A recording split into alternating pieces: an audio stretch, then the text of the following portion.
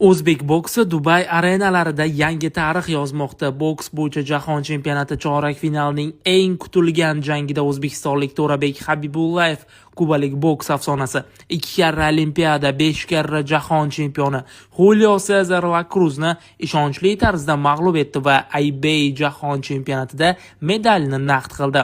Jang davomida Habibullayev tajribali raqibini 2 marta ringga ag'dargan bo'lsa ham hakamlar nokdaun holatini qayd etmadi, biroq Habibullayev tempni tushirmadi va chiroyli g'alabani o'zbek sporti ixlosmandlariga tuhfa etdi.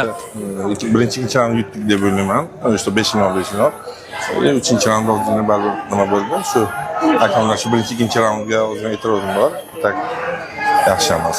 21 yoshli bokschimiz kelgusida jahon boksining haqiqiy yulduziga aylanishiga hech qanday shubha yo'q. IBA jahon chempionatida ham To'rabek va O'zbekiston jamoasiga omad tilaymiz.